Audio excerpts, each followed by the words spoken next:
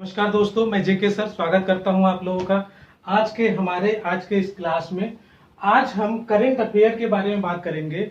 हमारा टारगेट है UP PCS 2020 जो होने वाला है। तो इसमें मैंने पिछले 5 सालों के पेपर का एनालिसिस किया है और एनालिसिस करने के बाद मैंने ये निष्कर्ष निकाला है कि वे कौन से टॉपिक हैं, वे कौन से बिंदु हैं जिन पे कंटिन्यू क्वेश्चन पूछे जा रहे हैं। इट मीन्स कि इसको तो आप छोड़ ही नहीं सकते हैं। इन सारे टॉपिक्स को आपको कवर करना ही करना है। तो ये मेरा क्लास जो होगा ये 30 डेज का होगा और 30 डेज में मैं सारे जो टॉपिक्स हैं उसको मैं कवर कराऊंगा और इसमें पिछले जो 7-8 महीने के करंट अफेयर हैं इन सबको अच्छे से करा दिया जाएगा। तो आज मैं बात करूंगा इन 5 बिंदुओं पे, इन 5 टॉपिक्स को लेकर के कि इनमें से क्या क्या क्वेश्चन आते हैं। तो चलिए शुरू करते हैं। सबसे पहले हम बात करते हैं चर्चित व्यक्तित्व और नियुक्तियों की। जैसा कि आपको पता है कि पर्सनालिटी से एक क्वेश्चन हमेशा पूछे जाते हैं, जैसा कि पिछली बार भी अभी मैचिंग के लिए 2019 में आया था। तो इसमें नियुक्तियों की हम बात करेंगे। तो सबसे पहले हम सेबी के बारे में देखते हैं। सेबी के नए चेयरमैन अजय त्यागी को, मतलब ये ऑलरेडी पहले से थे, इनके कार्यकाल को 18 माह के लिए बढ़ा दिया गया है और अब ये 22 फरवरी 2021 तक कार्यरत रहेंगे। चूंकि ये रिटायर हो रहे थे तो इनके कार्यकाल को फिर से बढ़ा दिया गया है। 14वें CAG controller auditor and general के बारे में बात करें तो ये कैग जो 14वें कैग हमारे बने हैं गिरीश चंद्र मुर्मू, इन्होंने राजीव महर्षि जी का स्थान लिया है। इनके पहले राजीव महर्षि जी थे। जम्मू कश्मीर के उप राज्यपाल बनाए गए हैं मनोज सिन्हा को। मनोज सिन्हा जी की जगह पे ये पहले यहाँ पे राजीव महर्षि जी थे, ये मनोज सिन्हा जी को यहाँ पे जम्मू कश्मीर का राज्यपाल बनाया गया है। उसके बाद बात करते हैं यूपीएससी के चेयरमैन की। यूपीएससी के चेयरमैन बनाए गए प्रदीप कुमार जोशी जी, इन्होंने अरविंद सक्सेना जी का स्थान लिया है। पहले अरविंद सक्सेना जी यूपीएससी के चेयरमैन थे। प्रधानमंत्री के निजी सचिव बने हैं हार्दिक सतीश चंद्र, ये आईएएस रहे हैं 2010 बैच के और इनको प्रधानमंत्री का निजी प्राइवेट सेक्रेटरी इनको बनाया गया है। चलिए अब बात करते हैं सूचकांक की। 2020 के कुछ महत्वपूर्ण सूचकांक। तो इस तरह से देखिए, रोज हम कुछ चर्चित व्यक्तित्व के बारे में बात करेंगे, कुछ सूचकांक के बारे में बात करेंगे, कुछ पुस्तकों के बारे में बात करेंगे, कुछ पुरस्कार सम्मान, कुछ घटनाक्रम में जैसे राष्ट्रीय अंतर्राष्ट्रीय सम्मेलन, राष्ट्र प्रमुख योजनाएं। तो इस तरह से अभी जो हमारा स्टार्टिंग के कुछ दिन चलेंगे हम इन्हीं बिंदुओं पे बात करेंगे और उसके बाद हम और नेक्स्ट पॉइंट्स को कवर करेंगे, नेक्स्ट टॉपिक को कवर करेंगे।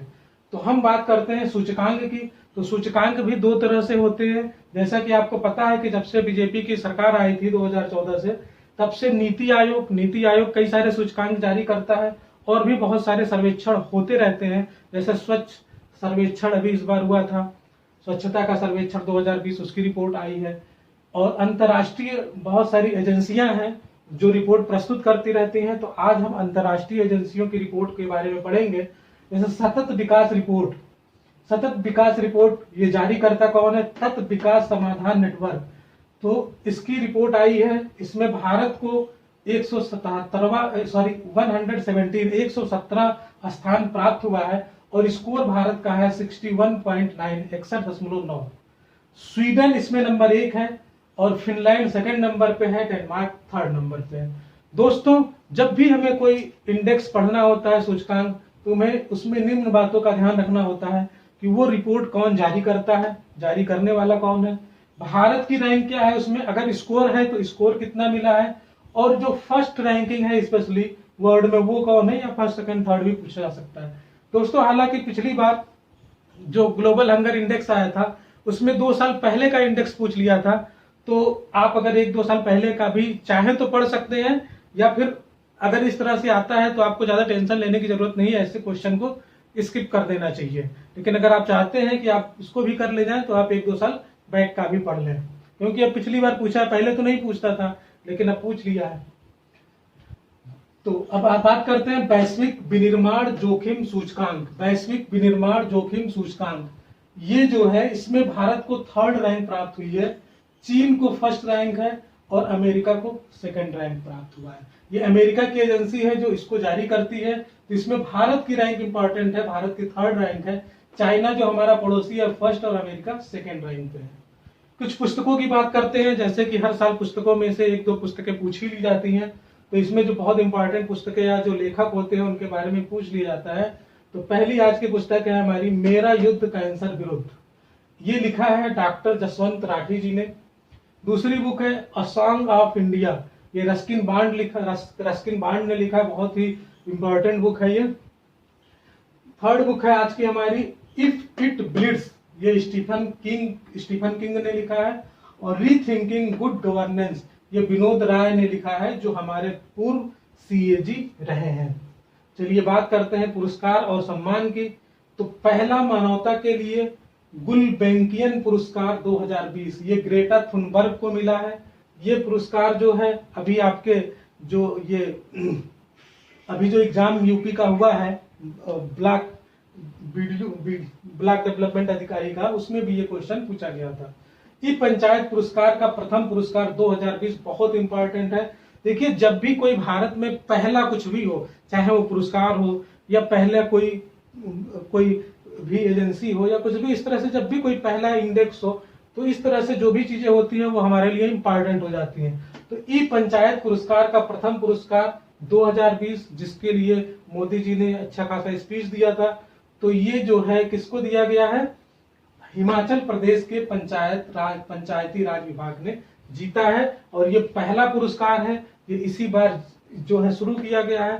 ठीक है, तो जो भी कोई PM का इनिशिएटिव होता है या पहला होता है वो इम्पोर्टेंट बन जाता है। तो आज के लिए बस इतना ही।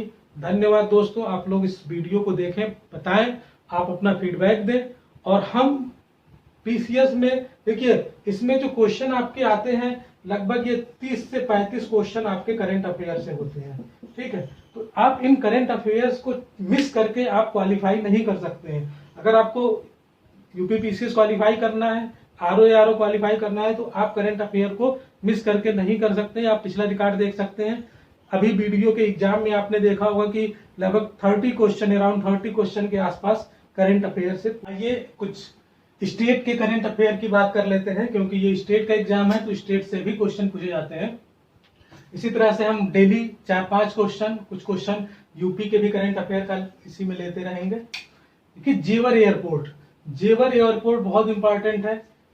100 ग्लोबल इंफ्रास्ट्रक्चर प्रोजेक्ट में शामिल होने वाला यूपी का एयरपोर्ट है। ये भारत का 100 ग्लोबल इंफ्रास्ट्रक्चर प्रोजेक्टर है, तो शामिल किया गया है, जिसमें ये कहाँ बन रहा है? यूपी के ग्रेटर नोएडा में बन रहा है। ठीक है। दूसरा, बुंदेलखंड एक्सप्रेसवे का शिलान्यास किया गया है। बुंदेलखंड एक्सप्रेसवे का शिलान्यास किया गया है, इसको PM मोदी जी के द्वारा किया गया है। यह भारत कूप चित्रकूट से मोदी जी ने इसका उद्घाटन किया है 29 फरवरी 2020 को। इसकी जो लंबाई है कुल 296 किलोमीटर होगी।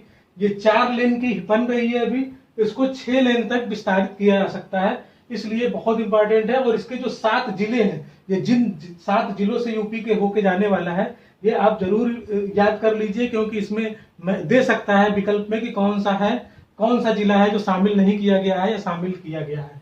तो इसमें सबसे पहले चित्रकूट, बाटा, महोबा, हमीरपुर, जालौन, औरैया और इटावा, ये 7 जिले हैं। ये 7 जिले आपको याद होने चाहिए। अभी आपको पता होगा नागरिकता संशोधन अधिनियम CAA लागू हुआ था, तो इसमें सबसे आगे रहा उत्तर प्रदेश। सबसे पहले इसको उत्तर प्रदेश ने अपने विधानसभा में इसको पारित किया। जैसे कोई जब राष्ट्रीय स्तर पे कानून बनता है तो उसको राज्य भी अपने स्तर पे पारित करते हैं, तो राज्यों में सबसे पहले यूपी ने इसको पारित किया।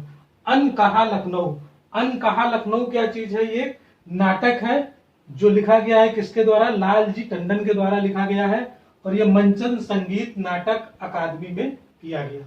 तो दोस्तों, बस आज की क्लास में इतना ही। फिर हम मिलेंगे अगले क्लास में। आप लोगों के रिस्पांस का मैं वेट करूंगा कि आप लोगों को कैसा लगा, और उसी के आधार पे हम अपने इस क्लास को और आगे बढ़ाएंगे। अगर आप लोगों को पसंद आता है, जैसा भी हो, या और भी क्या चीजें ऐड करनी है, अगर आप लोग बोलेंगे तो हम GS के लिए भी कुछ इंपॉर्टेंट क्वेश्चन का डेली डोज के रूप में लगभग 10 मिनट का या 5 मिनट का वीडियो डेली आपके लिए लाते रहेंगे, जो आपके लिए बहुत इंपॉर्टेंट होगा। थैंक यू दोस्तों, धन्यवाद।